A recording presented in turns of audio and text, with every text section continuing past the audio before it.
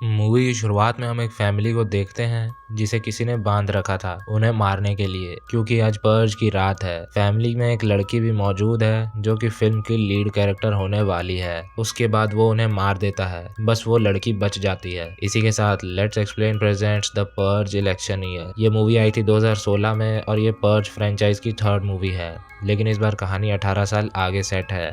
Purge क्या है, इसमें क्या किया जाता है, ये सब मैंने इसके फर्स्ट पार्ट में कवर किया है, जो कि आपको नीचे मिलेगा डिस्क्रिप्शन में। इसे देखने से पहले उस वीडियो को देखकर पर्ज के बेसिक्स जान लेना। अब चलते हैं स्टोरी की तरफ। तो जैसा कि मैंने कहा, स्टोरी 18 साल आगे बेस्ड है, मतलब साल होना चाहिए 2041। इस बार हम पर्ज को पॉलिटिकल एंगल से देखेंगे, जो कि हमें नाम से ही पता चल रहा है। और अमेरिका की जनता अब जान चुकी है कि the new founding fathers of America यानी कि NFFA ने पर्ज सिर्फ और सिर्फ ब्लैक, गरीब और भोले लोगों को मारने के लिए लागू किया था, और इसलिए उनके विरोध में गेस करो कौन खड़ी है। जी हाँ, वही लड़की जो मूवी के शुरू में बच गई थी। उस रात उस पर्जर ने मॉम से किसी एक को बचाने को पूछा था, तो मॉम ने अपनी बेटी को बचाया। इनका नाम है सेनेटर चार्ली रोवान, और जनता इस बार इनके साथ है क्योंकि इनका दावा है कि इनके प्रेसिडेंट बनने के बाद वो सबसे पहले पर्ज को हटाएगी, जैसा कि सारे नेता पावर में आने से पहले कहते हैं। और NFFA का एक और सबसे बड़ा ओपोनेंट है डांटे बिशप। ये वही है जिसे हमने फर्स्ट और सेकंड पार्ट में देखा था, और कार्मेलो जोन्स की जगह अब इसने ले ली और इसने अपने अंडर काफी सारे लोग जमा कर लिए हैं। पर्ज को 2 दिन बचे हैं और NFFA की हवा निकली हुई है। ये है NFFA का लीडर कैलेब वॉरेंस, और ये है मिनिस्टर एडविज ओवेंस जो इलेक्शन में खड़ा हो रहा है, और वो हार ना जाए इसलिए वो रोवान और डांटे को मरवाने वाले हैं पर्ज की रात को। और ये था मूवी का इंट्रो।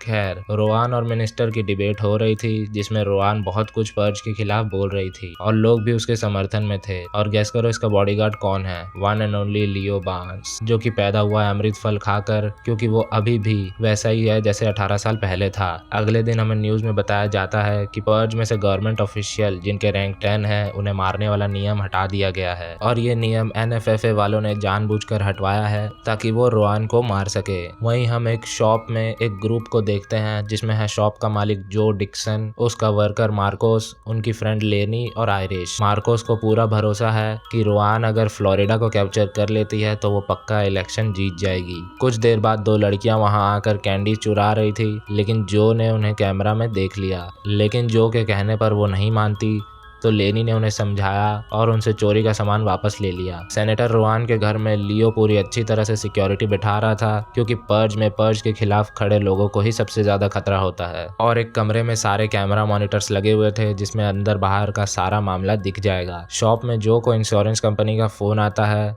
और उसे पता चलता है कि इंश्योरेंस कंपनी वाले उसे पर्ज में शॉप को होने वाले नुकसान के लिए पैसा नहीं देने वाले। ये सुनकर वो खुद ही पर्ज की रात अपने शॉप को गार्ड करने का डिसीजन लेता है। पर्ज शुरू होने ही वाला था और लियो रोवान को लेकर फुल सिक्योरिटी के साथ था, और जो अपने शॉप के सामने वाली बिल्डिंग के छत पे था। और फिर पर्ज शुरू हो जाता है, और इस बार इमरजेंसी ब्रॉडकास्ट ब्लू की जगह रेड है।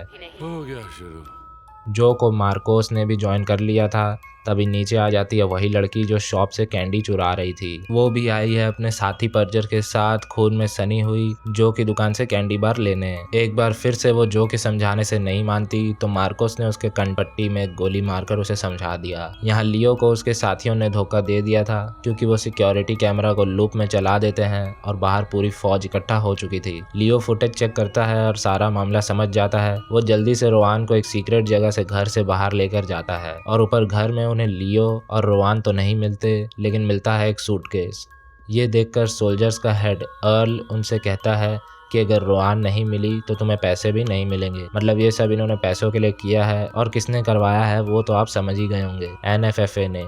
उनमें से एक को लियो और रोवान बाहर दिख गए थे, और वो उन पे गन शॉट्स लेते हैं, जिसमें लियो को एक गोली कंधे पे लग जाती है। लेकिन लियो जल्दी से अपने फोन से बॉम्ब को फोड़ देता है, जो कि था उस सूटकेस में, जिसमें चीफ और उसके लोगों को उनके किए की सजा मिल जाती है। लियो और रोवान आगे बढ़ रहे थे, तभी एक जगह उन्हें क्लाउन के कपड़ों में कुछ लाशें दिखती है, लेकिन ये लोग जिंदा थे, और वो उन दोनों पे अटैक कर देते हैं और उन्हें तेज करके घसीटते हुए मारने ले जा रहे थे। तभी जो और मार्कोस को उनकी आवाज आती है, और मार्कोस को सेनेटर भी दिख गई थी। नीचे जाकर मार्कोस और जो ने जॉन विक की तरह सबको सुला दिया और रोवान और लियो को मौत के मुंह से बाहर निकाल लिया। वो उन्हें जो के स्टोर पे लेकर जाते हैं, और मार्कोस लियो की पट्टी करता है। तभी बाहर वही लड़की फिर से पहुंच गई थी कैंडी बार लेने, लेकिन इस बार वो आई है अपने साथ फुल तैयारी औजार वगैरह लेकर। वो लोग फ्रंट और बैक दोनों दरवाजों को काट कर अंदर आ रहे थे और जो लेनी को मदद के लिए कॉल करता है क्योंकि वो आज की रात लोगों की मदद करती है अपने वैन में। लेकिन वो जो का कॉल नहीं उठा पाती क्योंकि वो रोंडो नाम के एक पेशेंट की पट्टी कर रही थी। लेकिन जो ने हेल्प के लिए वॉइस मैसेज छोड़ दिया, जिसे सुनकर वो मारती है एक बैड एस एंट्री एकदम भोई की तरह। खैर अब वो चारों वैन में लोड होकर जा रहे थे अंडरग्राउंड ट्रियाज सेंटर में, जिसे डांटे और उसके लोगों ने बनाया था। और रोआन के लिए आज की रात उससे सेफ जगह और कोई नहीं हो सकती, लेकिन इतनी आसानी से तो वो वहां नहीं पहुंचने वाले। लियो को जो गोली लगी थी वो एक ट्रेस बुलेट थी, जिसे ट्रैक करके वो हेलीकॉप्टर से उन पे हमला करते हैं, जिसमें बेचारा रोंडो मारा गया। वो फ्रीवे के नीचे छुप गए थे, जिससे हेलीकॉप्टर ने उनका पीछा छोड़ा, लेकिन अर्ल ने ग्राउंड यूनिट को जल्दी से लोकेशन पे बुला लिया। फ्रीवे के नीचे भी हालत बहुत बुरे थे और बहुत सारे लोग उनकी ओर बढ़ रहे थे, जिसे देखकर अच्छों की फट जाएं आंखें। लेकिन जो उन्हें जानता था और वो एक घायल बच्चे को वैन में मदद के लिए दे देते हैं, जिसके बदले में वो ग्राउंड यूनिट से उनका पीछा छुड़ाते हैं। वो लोग अब सेफ जोन पहुंच गए थे और वहां उनसे मिलता है डांटे बिशप। यहाँ डॉक्टर, सर्जन और ज़रूरत की सारी सुविधाएं मौजूद है उनके लिए, जो पर्ज के असली शिकार है। वो लोग जो कुछ नहीं कर सकते, जिनके पास पावर नहीं है, जो गरीब हैं, जिन्हें मार कर NFFA अमेरिका को पर्ज करना चाहता है। कुछ देर बाद डांटे अपने लोगों के साथ कहीं जाता है और ये कुछ भारी कांड करने ही जा रहा है। आगे बताता हूँ क्या। जो भी अब मार्कोस और लेनी के साथ वापस अपने स्टोर को गार्ड करने के लिए निकल जाता है। लियो उस जगह का मुआयना ले रहा था और ऐसे ही वो पहुंच जाता है एक कमरे में और एक बंदा उसे वहां से जाने को बोल रहा था, लेकिन सिचुएशन कुछ ज़्यादा ही गंभीर हो जाती है। तभी रोआन भी वहां आ जाती है और मैटर सुलझाती है और वॉल पे लगे हुए NFFA और मिनिस्टर के फोटोज़ को देखकर लियो और रोआन समझ गए थे कि डांटे और उसके लोग आज मिनिस्टर को मारने वाले हैं। ये सब देखकर रोआन ने उनसे कहा कि अगर आज मिनिस्टर मारा गया तो वो एक शहीद कहलाएगा और वो मिनिस्टर की शहादत पे इलेक्शन को जीतना नहीं चाहती, वो ईमानदारी से इलेक्शन जीतना चाहती है। यहाँ वैन में उन तीनों को रास्ते में वही गवर्नमेंट ट्रक्स दिखते हैं जो कि सीधा सेफ जोन की तरफ जा रहे थे, मतलब डांटे को मारने। इसकी खबर लेनी सेफ जोन में दे देती है और अब बहुत सारे सोल्जर सेफ जोन की तरफ बढ़ रहे थे। ये देखते हुए लियो और रोआन लेनी को उन्हें पिक करने के लिए एक एड्रेस देते हैं और बाहर निकलते ही लियो और रोआन का रोना भी निकल जाता क्योंकि वो एक ट्रैप से बाल बाल बच गए। उन्हें वो लोग बताई हुई जगह पर मिल गए और अब वो लोग जाने लगे थे शहर के बाहर। लेकिन तभी एक गाड़ी उनकी वैन को टक्कर मारकर उसे पलट देती है और इससे पहले लियो अपनी होश संभालता किसी ने रोआन को संभाल लिया, मतलब उसमें से कोई रोआन को ले गया और लियो गोलियां चलाता रह गया। लेकिन उसे पता था कि रोआन को वो लोग चर्च ही लेकर जाएंगे। ऑफ कोर्स रोआन को उन्होंने ही उठाया है जो शुरू से उसके पीछे लगे हुए थे, क्योंकि रोआन को लाने के लिए मिनिस्टर ने ही उन्हें पैसे दिए थे। खैर वो लोग रोआन को चर्च लाकर बांध देते हैं और वहाँ एक नशेड़ी भी बंधा हुआ था जिसे वो लोग रोआन को मारने से पहले मारेंगे। और स्टेज पे मिनिस्टर चर्च में मौजूद सभी लोगों को ब्रेन वॉश होने लायक स्पीच दे रहा था और वो सब उसकी बातें सुनकर खुश भी हो रहे थे। चर्च के नीचे डांटे अपनी टीम के साथ रेडी था चर्च में घुसने के लिए, लेकिन तभी लियो उसके पास आता है और वो उसे सब कुछ बता देता है कि रोआन ऊपर ही मौजूद है और अब उनका मिशन सिर्फ मारने का नहीं बल्कि रेस्क्यू करने का भी है। चर्च में मिनिस्टर उस ड्रगी को स्टेज पे लाने को कहता है और वो पर्जर उसे मार देता है। मिनिस्टर अब भी उसका ब्रेन वॉश किए जा रहा था। उसे मारने के बाद वो पर्जर रोआन को स्टेज पे लेकर आता है और उसे देखकर सब पागलों की तरह खुश हो रहे थे। उसे मारने के लिए मिनिस्टर सारे फाउंडिंग फादर्स को स्टेज पे बुलाता है और वो भगवान से अपने पापों की माफी मांगते हुए एक और पाप करने जा रहे थे। तभी लियो वहाँ आकर अपने काम में लग जाता है और वो देखते हैं कि रोआन मरने ही वाली है। तभी मार्कस उसे मारने वाले को स्नाइपर से शूट करके फिलहाल तो सेनेटर को बचा लेता है, जिससे भयंकर गोली भारी होने लगती है, जिसमें लियो एंड गैंग ने सबको बिछा दिया। लेकिन इतनी जल्दी कैसे? वहाँ वो गवर्नमेंट के सोल्जर्स पहुंच जाते हैं जो उन पर बहुत सारी गोलियां चलाते हैं और वो लोग आए थे डांटे को मारने, लेकिन डांटे एंड गैंग ने पीछे से आकर सबको लिटा दिया और रोआन बच गई।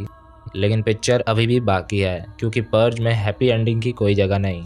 डांटे और उसके लोगों ने मिनिस्टर को पकड़ लिया था उसे मारने के लिए। रोआन उसे अभी भी समझा रही थी, लेकिन डांटे नहीं मानता और चला जाता है मिनिस्टर को मारने। मिनिस्टर उसे उसको मार देने के लिए और ज्यादा उकसा रहा था, जिससे डांटे को समझ आ गया था कि ये तो इसके लिए एक आसान मौत हो जाएगी और इसे शहीद का दर्जा मिल जाएगा। तो उसने भी अपना मन बदल लिया। फिर वो लोग वहां से निकल रहे थे, तभी उन्हें और भी बहुत से लोग दिखते हैं जिन्हें पर्ज की रात मारने के लिए लेकर आया गया था। ये देखकर रोआन तो मिनिस्टर को प्यार से चमकाती है, लेकिन लियो प्यार वाली भाषा नहीं जानता। तभी डांटे अपने 2 लोगों के साथ बाहर गाड़ी लेने जाता है। तो यहाँ आता है कहानी में एक और ट्विस्ट। अर्ल और उसके 2 सोल्जर अब भी यहीं पे थे और वो डांटे के 2 लोगों को मार देते हैं। डांटे को भी गोलियां लग जाती है और उसकी मदद करने लियो वहां पहुंच जाता है। वो डांटे को कवर देता है। तब तक डांटे सामने वाली कार को हॉट वायर करके सामने 2 लोगों को क्रश करके मार देता है, लेकिन उसे खुद की कुर्बानी देनी पड़ती है। अर्ल ने डांटे को मार दिया और अब उन दोनों की गोलियां खत्म हो गई थी, तो वो अब उतर आया हाथापाई में, जिसमें लियो ने उसके गाल में भी टैटू बना दिया और उसे मार गिराया। यहाँ अंदर एक बंदा पागलों की तरह बाहर जाने के लिए दरवाजा खोलता है और उसे मिलता है सरप्राइज। वो पर्जर वहां भी आ गया रोआन को मारने के लिए, लेकिन पहले उसने मारा उस बंदे को। फिर रोआन को मारने से पहले उसके सामने आ गया जो, जिससे जो को गोलियां लग जाती है। बदले में वो भी पर्जर को एक हेडशॉट देकर मार देता है और खुद भी दम तोड़ देता है। इसके बाद टाइम जंप होता है 2 महीने का और आज है 26 मई, इलेक्शन का दिन। और टीवी पे न्यूज़ दिखाई जाती है कि सेनेटर रोआन ने न्यूयॉर्क, कैलिफोर्निया और फ्लोरिडा में जीत हासिल की है, जिससे वो अमेरिका की न्यू प्रेसिडेंट बन गई। और रोआन ने कहा कि वो सबसे पहले पर्ज को हटाने वाली है। मतलब जो और डांटे की सैक्रिफाइस वेस्ट नहीं गई। तभी हम जो के शॉप में मार्कोस को कुछ रेनोवेशन करते हुए देखते हैं और वो टीवी पे न्यूज़ देखकर काफ़ी खुश था। लेकिन जैसा कि मैंने कहा, पर्ज में हैप्पी एंडिंग जैसी कोई चीज़ नहीं होती।